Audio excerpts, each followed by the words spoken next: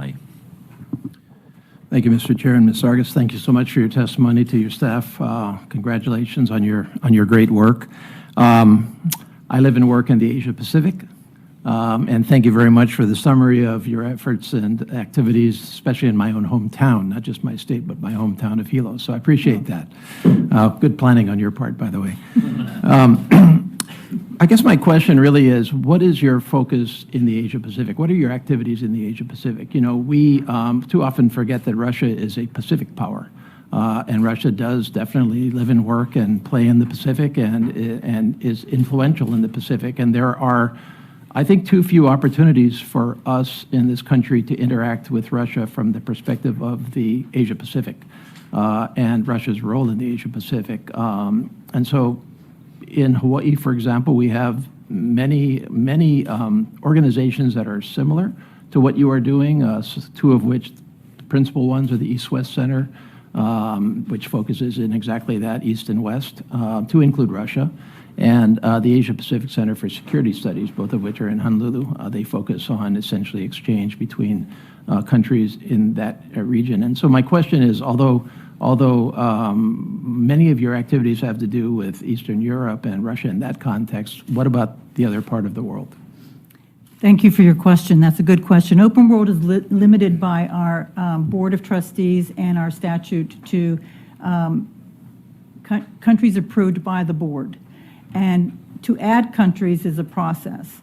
It's something that we've done. In fact, we have several times added countries. Originally, the program was established just for Russia. And in 2003, we added Ukraine. And then following that, in 2007, other Central Asian and other post-Soviet states were added.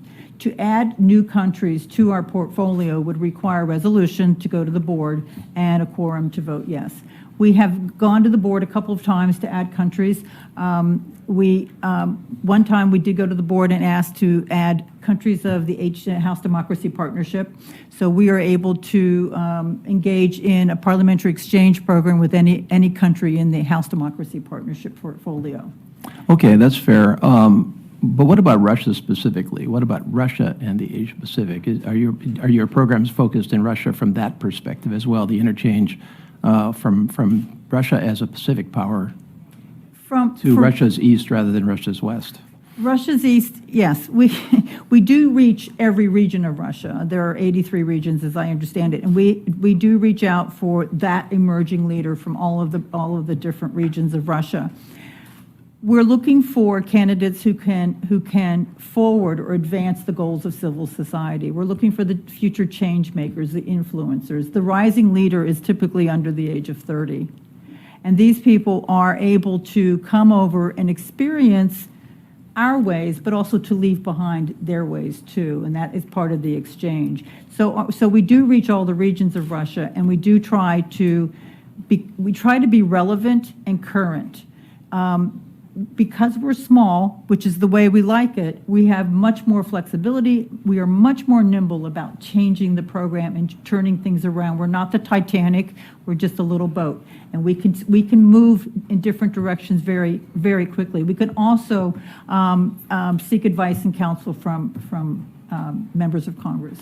Do you partner with other organizations? Because it strikes me that if you're small and nimble, you could also partner up with specialist organizations in parts of the world. My part of the world, for example, again, the East-West Center, Asia-Pacific Center for Security Studies. Do you do joint programs with them? We work very hard to create partnerships, and that is one of the many cost-saving measures I use to make the open world dollar become $1.35. I tell our staff that all the time. Cost sharing is the way we make it happen. And yes, we do partner with organizations, especially with overlapping goals. Okay, I'd be happy to set you up with those two and a couple of others in Hawaii. That would be wonderful. Might project you out in that part of the world without too much additional effort.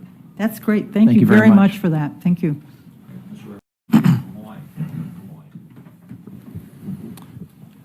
Thank you, Chief, and I know that every one of us means this when we say thank you so much for your service, all of your service. It certainly is very comforting that you're all on the job, and we obviously are here to help you do your job.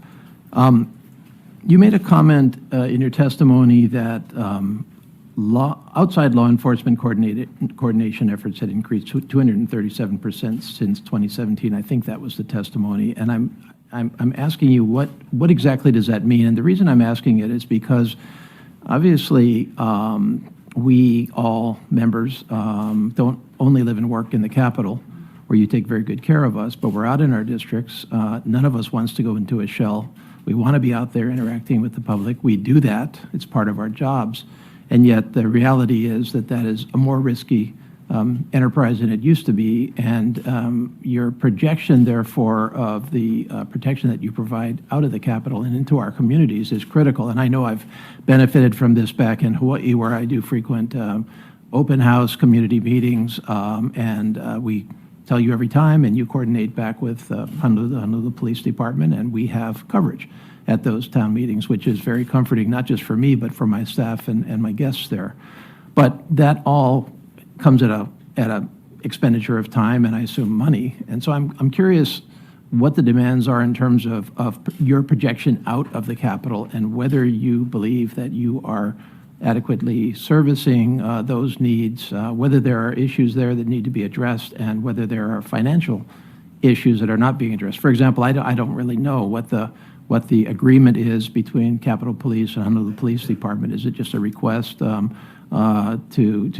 take over from that perspective with no financial compensation for that? And I'm not saying it should be. I'm just asking the bigger question is how do you handle the increasing projection of your responsibilities out of the Capitol itself?